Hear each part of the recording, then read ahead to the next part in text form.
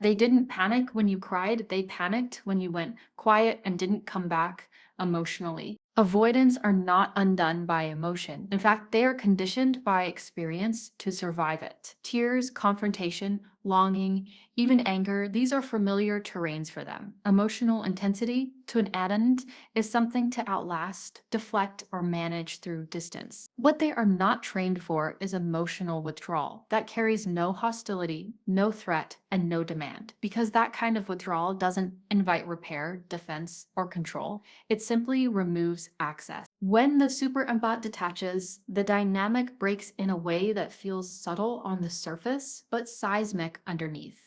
There is no argument to frame them as the villain, no chasing to reassure them of importance, no emotional performance they can regulate by stepping back.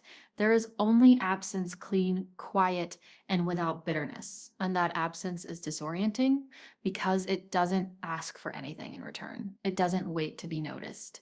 It doesn't escalate to be seen. This is where the avoidant begins to feel something unfamiliar. Not guilt, not shame, but a loss of control over the emotional temperature of the connection. Before they could predict the cycle, distance would trigger pursuit, silence would create anxiety, withdrawal would pull the empath closer. The emotional climate was reactive and therefore manageable. But when the empath goes quiet without resentment, the cycle collapses. There is no signal to respond to, no tension to release, no emotional lever to. What unsettles the avoidant most is not the quiet itself, but the lack of emotional availability behind it. The super empath hasn't shut down in pain, they haven't hardened in defense, they've regulated, they've returned to themselves, and that shift removes the avoidant's unconscious position as the emotional axis of the relationship. The empath is no longer orienting their nervous system around the avoidant's presence or absence. This is the moment the avoidant realizes something has changed. Even if they can't name it yet, the silence feels different, heavier, final, because it's not fueled by hope or fear. It's fueled by clarity. The empath is no longer waiting to be chosen, reassured, or met halfway. They are choosing themselves without announcement. And that is why this moment breaks the dynamic. Not because the empath walked away dramatically, but because they stopped returning emotionally. They stopped reopening the door every time the avoidant reappeared. The connection no longer warms back up on command. The temperature stays neutral, controlled, self-contained. For an avoidant, that neutrality is intolerable because it signals the end of influence. And once influence is gone, the relationship can no longer exist in its old form. This is the first crack, quiet and visible to others, but irreversible. Your detachment wasn't revenge. That's why it worked. Avoidants are psychologically prepared for punishment. They expect anger to follow distance. They expect accusations after silence. They expect blame when connection collapses. These responses, while painful, are familiar. They fit the internal story the avoidant already knows how to navigate. I hurt someone, now I withdraw or defend. Conflict, in this sense, is manageable. It gives shape to the ending. It assigns roles. What they are not prepared for is neutrality. Neutrality doesn't accuse, it doesn't demand, it doesn't try to correct or convince. It simply steps back without explanation, without emotional charge. And that absence of charge is what disorients the avoidance nervous system. Because now there is no emotional signal to respond to, no tension to regulate through distance, no reaction to validate their expectations. The super empath's ice-cold detachment isn't cruelty. It isn't a strategy to make someone suffer. It's regulation. It's the moment the empath stops sacrificing internal stability to preserve external connection. They don't harden their heart. They don't become cold or indifferent by force. They simply remove access to their emotional core, quietly, intentionally, and without hostility. This distinction matters more than most people realize. Because punishment invites engagement, anger invites response, blame invites defense, but regulation invites nothing. It doesn't escalate. It doesn't pursue resolution. It ends the emotional conversation without closing it violently. For the avoidant, this creates a psychological dead zone. They can no longer position themselves as the misunderstood one reacting to your intensity, nor can they comfortably wear the role of the villain who ruined everything. Neutral detachment removes both identities. There is no drama to organize around. No emotional chaos to outrun, just a calm boundary, they didn't agree to, but now have to face. And that's what makes it feel ice cold. Not because it's harsh, but because it's impersonal. The empath is no longer personalizing the avoidance distance. They are no longer interpreting it as a reflection of worth, love, or effort. The emotional tether that once fed the dynamic has been unplugged. And when that happens, the avoidant loses their primary orientation point, the empath's reaction. This is also why avoidants often feel unsettled, even obsessive after clean detachment. They can't tell if they are being punished or forgotten. They can't tell if the door is closed or simply irrelevant. Now, an ambiguity, when paired with calm, is far more destabilizing than anger ever was. Because anger says, you still matter enough to affect me. Neutrality says, I've reorganized my life without you at the center. Ice cold detachment works not because it wounds, but because it removes the emotional economy the relationship once ran on. The empath stops paying into a system that only functioned when they overgave. And once that system collapses, the avoidant is left without a role to play. No villain, no victim, no rescuer, just themselves. And that quiet confrontation is something avoidance was never designed to handle. You became calm and suddenly they felt unsafe. Avoidants don't fear emotion the way people assume. What they fear is loss of predictability. Their sense of safety comes from knowing how emotional energy will move between them and another person. Over time, a familiar pattern forms. You react, they retreat, you chase, they regulate through distance. This rhythm, while dysfunctional, is stable. It allows the avoidant to feel in control without ever having to feel fully exposed. Ice cold detachment disrupts that rhythm completely. When you become calm, you remove the cues they rely on to orient themselves.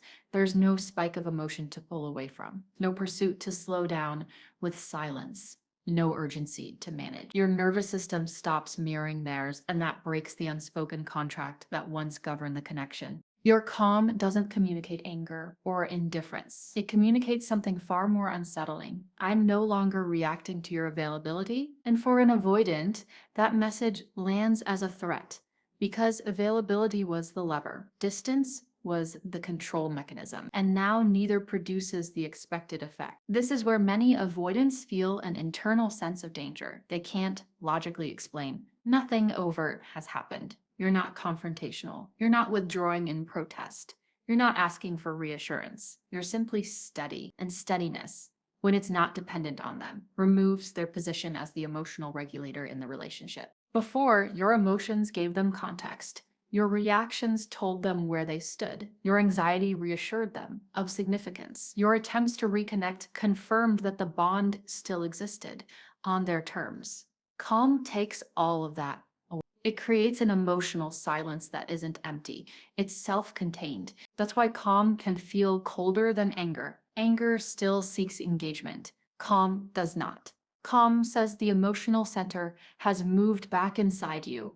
It says your internal stability no longer fluctuates based on their presence, absence, or mixed signals. And this is where the avoidance discomfort intensifies, because they are suddenly faced with a version of you that cannot be managed through distance. Pulling away no longer produces relief. Silence no longer resets the dynamic. The usual tools don't work, and when tools fail, anxiety appears, often disguised as irritation, confusion, or sudden curiosity about you. Your calm isn't withdrawal, it's sovereignty. It's the moment you stop organizing your inner world around someone else's nervous system. You're no longer waiting for contact to feel grounded. You're no longer reading between the lines for reassurance. You're no longer calibrating your emotional expression to keep the connection alive. From the outside, it looks like you've gone quiet. From the inside, it feels like peace. And peace is threatening to someone who depended on imbalance to feel safe, because it signals the end of emotional leverage. Once you are calm without them, the relationship can no longer function the way it used to. The dynamic doesn't escalate. It doesn't collapse dramatically. It simply loses relevance. That's not coldness. That's self-sovereignty. And it's the one thing avoidance cannot regulate around. They were prepared to be feared. They were not prepared to be irrelevant. Avoidance feels safest when they control the pace of connection, not because they want dominance, but because pace equals regulation. Distance gives them space to breathe, think, and regain emotional control. Over time, that distance quietly becomes power, not through intention, but through repetition. The one who pulls away sets the rhythm. The one who waits adapts, and for a long time, that imbalance defines the relationship. But detachment changes the equation entirely. When the super empath detaches, distance stops functioning as leverage. Silence no longer creates pressure. Waiting no longer feels charged. The emotional vacuum that once pulled the empath closer simply collapses. And this is where the avoidance power position dissolves, not dramatically, but decisively. Before, distance worked because it produced a reaction. Silence triggered anxiety. Withdrawal created longing. The avoidant didn't have to ask for control. It emerged naturally from the other person's need for reassurance. But once the empath detaches cleanly, those responses disappear. Distance no longer alters your emotional state. Silence no longer speeds your heartbeat.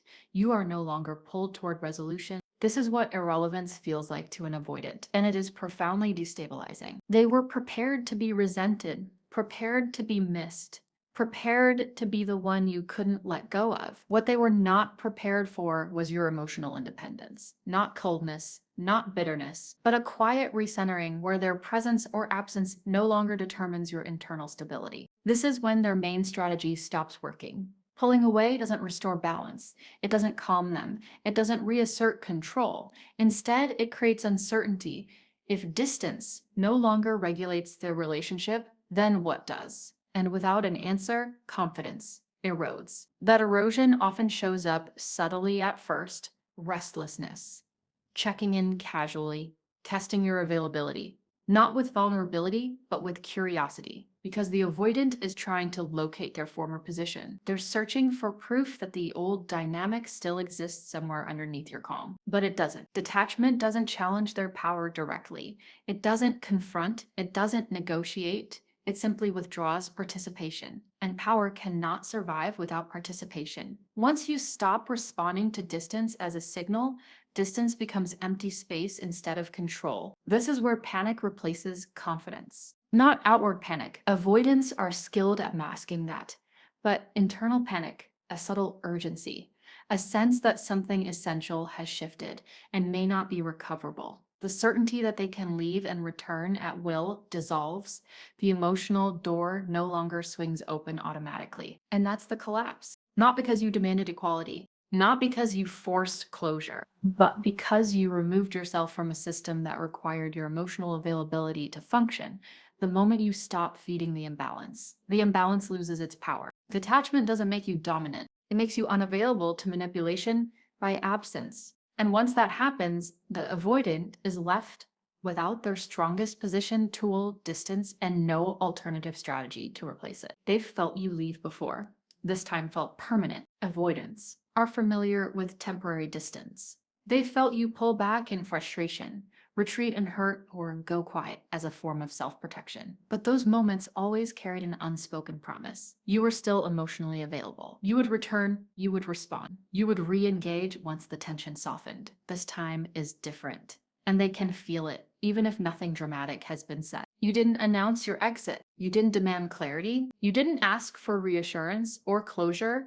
You simply stopped orienting your life around their nervous system. That's the shift they sense before your emotional world adjusted itself around theirs. If they were distant, you felt unsettled. If they were present, you softened. Your mood, your attention, even your sense of safety subtly recalibrated around their availability. And for an avoidant, that dynamic created emotional security, not because it was healthy, but because it was predictable. Emotional safety for an avoidant doesn't come from constant closeness. It comes from knowing they can leave without losing their place, knowing that when they return, the connection will still be waiting, intact, warm, and open. That guarantee allows them to manage intimacy on their terms. Ice-cold detachment removes that guarantee. And that's why this separation feels final in a way. Previous ones didn't. Your silence isn't charged with longing. Your distance isn't asking to be bridged. You're not positioning yourself as someone who just needs reassurance to come back online. You've reorganized your emotional life in a way that no longer depends on their regulation. Avoidants feel this instinctively. They may not consciously identify it as detachment or growth, but their body registers the absence of emotional tethering. The familiar pull is gone. The sense that you are emotionally on hold for them disappears. And without that tether, they can no longer assume continuity. This is often when avoidants become unsettled without knowing why. They may feel an urge to check in, to test whether the door is still open, to confirm that the bond hasn't expired. But what they encounter isn't resistance or resentment, it's neutrality. And neutrality offers no reassurance. What makes this moment so profound is that nothing overt has ended. There was no goodbye, no final conversation, no dramatic rupture. Yet the avoidant feels the loss more acutely than before because it isn't framed as conflict. It's framed as absence of dependence. They feel you slipping away, not because you're leaving, but because you're no longer positioned to return automatically. The future no longer contains the assumption of you, and for someone whose attachment strategy relies on delayed closeness, that realization lands like a quiet emergency. Ice cold detachment doesn't threaten, it doesn't warn, it doesn't negotiate. It simply removes the emotional safety net the avoidant relied on without realizing it. And once that net is gone, they understand something has shifted for good, even if they can't say it out loud. This time doesn't feel like distance. It feels like the end of access. They couldn't tell if you still loved them, and that terrified them. Avoidants are not confused by strong emotion. They know how to respond to need because need creates pressure they can step away from. They know how to handle anger because anger gives them something to defend against or justify distancing from. They understand longing because longing reassures them of importance without requiring immediate intimacy. These emotional states are familiar terrain. They come with cues, expectations, and predictable outcomes. What avoidants don't know how to read is peace without attachment. When the super empath detaches, there is no emotional noise to interpret, no visible wound to tend to, no demand to answer. The detachment isn't loud or dramatic. It doesn't escalate into final conversations or demands for clarity. It simply becomes quiet. And that quiet doesn't feel empty. It feels sealed. This is where ambiguity becomes unbearable. Your detachment doesn't announce whether love still exists or not. You're not cold, you're not cruel, you're not distant in a way that invites pursuit. You're present in your own life, but no longer emotionally porous. And for an avoidant, that state is profoundly unsettling because it removes the feedback they rely on to orient themselves. Before they could read your emotions to locate their position, your reactions told them how much access they still had. Your intensity reassured them that the bond was alive. Even your pain conferred significance. But peace without attachment offers none of that. It withholds the emotional information they unconsciously depend on. And detachment doesn't close the door, it stops inviting them inside. That's the difference. There's no dramatic boundary they can push against, no clear rejection to respond to. Just a sense that your inner emotional world is no longer available for observation, regulation, or influence. And because avoidants rely on distance to manage intimacy, they are ill-equipped to handle emotional inaccessibility that isn't reactive. This is often when they begin to spiral internally, not outwardly. Avoidants rarely do that, but privately. Questions surface. Do they still care? Did I lose them? Is this calm indifference or something deep? The lack of clarity feels more destabilizing than confrontation ever did, because confrontation at least confirms connection. Ambiguity forces them to sit with uncertainty, something avoidance is designed to escape. Your peace doesn't chase answers. It doesn't seek reassurance. It doesn't ask to be understood. And that makes it impossible to interpret through old patterns. The avoidant can't tell whether they are being given space or being left behind. They can't tell if love has transformed or disappeared. And without that information, their usual sense of control erodes. This is why the super empath's detachment feels unrateable. It's not meant to send a message. It's meant to protect internal equilibrium, but to someone who depended on emotional signals to regulate closeness. That protection feels like emotional darkness. Not because you shut down, but because you no longer allow your inner world to be accessed without care, consistency, and presence. And once that invitation is gone, the ambiguity doesn't fade. It intensifies until the avoidant is forced to confront the possibility that they no longer know where they stand. They didn't come back with love. They came back with curiosity. When you detach cleanly, avoidants rarely return with vulnerability or emotional confession. That would require certainty. And certainty is exactly what detachment removes. Instead, their return is subtle, indirect, almost observational. They don't step back in with closeness. They circle, they test, they probe, they watch. Not because they suddenly want intimacy, but because they are trying to answer one quiet, destabilizing question: do I still matter, or did I lose my position? Before detachment, their leaving never felt final. Distance didn't carry risk. Silence didn't cost them anything. They could disengage, regulate, and return when it felt safe, confident that your emotional door would reopen. That confidence shaped how they reached out. They didn't have to be careful. They didn't have to be intentional. The bond felt guaranteed. Clean detachment removes that guarantee. So when they reappear, it isn't with love, it's with curiosity. A message that feels casual, a reaction to something you post, a question that seems unnecessary.